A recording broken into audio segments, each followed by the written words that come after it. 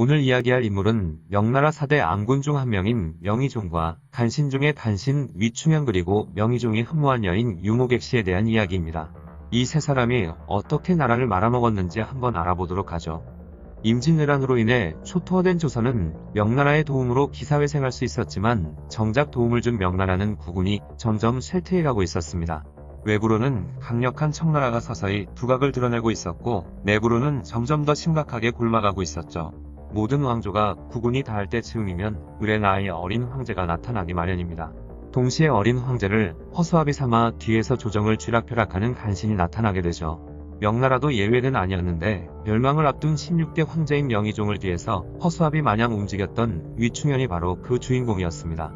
그리고 그와 환상의 콤비를 이룬 이가 명의종의 유모객시였죠. 때는 1620년 부왕 태창제가 즉위한 지 29일 만에 급사하자 16살의 장남이었던 주유교가 황위에 오릅니다.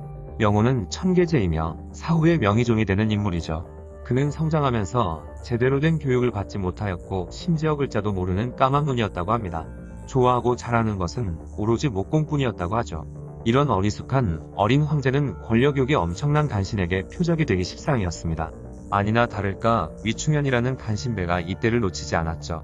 위충현은 젊었을 때 집안이 가난하여 글을 배우지 못하고 노름이나 하던 시정잡배 출신이었습니다. 어느 날 도박으로 가산을 탕진한 후 살아갈 길이 막막해지자 스스로 거세를 한 후 환관이 되었죠. 비록 일자무식이었지만 출세에 대한 야망만큼은 대단했기 때문에 갖은 하청과 줄서기의 달인이었습니다. 당시 권력가이자 환관의 우두머리였던 왕안에게 인정받기 위해 우선 왕안의 최측근이었던 위조에게 아부하여 결의 형제를 맺었습니다. 이후 위조의 청거로 왕안의 문화로 들어가게 되었으며 명의종의 생모인 왕제인의 음식 수발을 드는 직책을 맡게 되었죠. 이때 어린 명의종과 유모객시를 알게 되었습니다. 위충현이 세력을 확대하는데 둘도 없는 동반자가 된 이가 바로 명의종의 유모인 객시였죠. 객시는 운 좋게 궁중으로 뽑혀 들어갔는데 그녀의 풍만한 젖가슴으로 젖을 먹여 키운 대상이 희종이었던 것이죠. 일개 유모의 신분이었던 객시는 황태자가 어느 정도 나이가 차면 더는 필요가 없어지는 팔자였지만 명의종은 객시에게 유모 이상인 연모의 감정을 품고 있었습니다. 그래서 황위에 오른 후 그녀를 내치지 않고 자금성에 머물도록 했으며 봉성부인으로 책봉하여 부귀영화를 누리게 해주었죠. 눈치 빠른 위충현은 명의종이 유모객시를 흠모하고 있다는 걸 감지했는데 이를 이용하고자 마음먹고 있었습니다.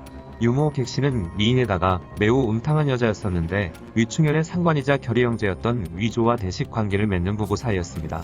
하지만 위조는 당시 명의종과 왕안을 섬기느라 객시에게 시간을 내주지 못했죠. 위충현이 그 틈을 놓치지 않고 객시의 몸과 마음을 사로잡아 버립니다. 가뜩이나 위충현의 성적 능력이 뛰어나다는 소문을 익히 들어왔던 객시는 곧바로 위충현과 놀아났죠. 일설에 따르면 위충현은 스스로 거세를 했었기 때문에 보통 황관과 달리 생식기가 남아있었다고 하네요. 객시가 위충현과 간통한다는 사실을 알게 된 위조는 노발대발하며 결국 위조와 위충현은 서로 객시를 차지하기 위해 권천궁 남각에서 난투극을 벌이게 되었죠. 이 소식은 명의종의 귀에까지 들리게 되었고 객시와 두 명의 황관은 이 기가 막힌 상황에 대해 설명하게 되었습니다. 대수롭게 생각하지 않은 명의종은 유모의 뜻대로 선택하라 라며 객시에게 스스로 상대를 선택하라고 했죠. 그러자 객시는 바로 위충현을 선택합니다.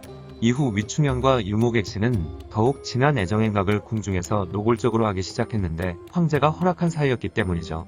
하지만 명의종은 환관인 위충현이 거세를 했기 때문에 일반적으로 환관과 궁녀들이 흔한 대식관계를 가지는 것일 뿐이라 생각한 게 아닐까 짐작됩니다. 생식기가 남아있으리라곤 꿈에도 모르지 않았을까 싶네요.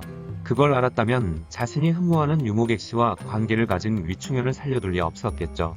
이 사건을 계기로 위충현과 유모객시는 본격적으로 조정의 실권을 장악하려는 야욕을 드러내기 시작합니다.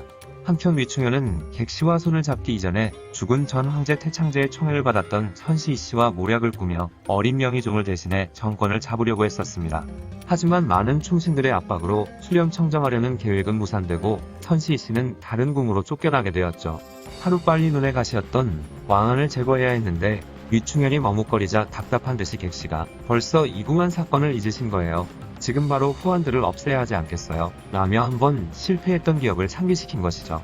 객시 충고를 듣고는 곧바로 황제의 어명이라 속여 위조를 귀양본에 죽게 만들었습니다. 그리고 왕안 또한 위충현이 제거해버림으로써 당시 권력의 실세이자 충신이었던 환관 넘버 1, 넘버 2를 모두 제거해버렸죠. 이후부터는 위충현과 유모 객씨의 계획대로 모든 게 순탄대로였습니다. 유모 객씨가 명의종을 살살 꼬셔서 위충현을 사례병 필태감으로 임명하고 충현이라는 이름 또한 하사하게 되었죠. 이 직책은 황제를 보좌하며 황제를 대신하여 올라온 상소문에 회답하고 그 의사를 전달하는 역할로서 황제의 측근 중 최측근이라 할 수 있는 위치였습니다. 마침내 위충현은 명의종의 눈과 귀가 되어 자기에게 불리한 정보는 철저하게 차단하고 명의종은 오로지 목수질과 유모객씨에게 빠져 지내도록 했죠.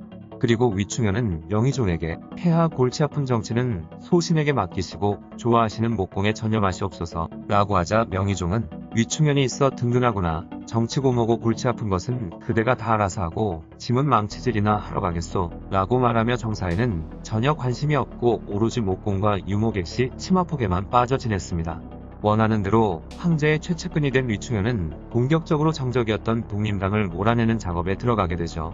진사 출신의 관리였던 과규환은 비열하게 위충현에게 빌부터 그의 앞잡이가 되어 충신들이었던 독립당 인사들의 탄압에 앞장섰습니다.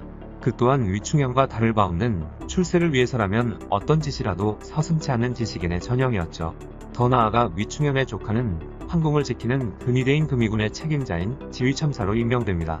금의군을 개인 사병처럼 사용하기 시작하면서 그의 세력은 더욱더 강해져갔죠. 어느 날 위충현이 확실하게 정권을 잡게 되는 일이 발생하게 되는데 명의종이 간언에 휘둘려 아무 생각 없이 위충현에게 동창을 관장하게 했습니다. 이는 호랑이에게 날개를 달아준 격이었죠. 황제 직속 비밀 정보기관이었던 동창의 수장이 된 위충현은 이 막강한 권한으로 대대적으로 독립당 인사들을 탄압하고 숙청하기 시작했습니다. 다행히 명나라 말기에는 바른말을 하는 충신들이 많이 있었는데 독립당의 사대부들은 위충현의 만행과 정사를 뒤흔드는 짓에 울분을 토하며 목숨을 걸고 그를 탄핵하는 상소문을 올리게 되었죠. 여기저기 위충현의 죄목들을 고하는 상소문이 빗발치자 명의종도 어쩔 수 없었는지 위충현을 동창수장에서 물러나게 했습니다. 하지만 그것도 잠시일 뿐, 곧 황제의 신임을 회복하여 복직한 후 피해보복을 단행했죠.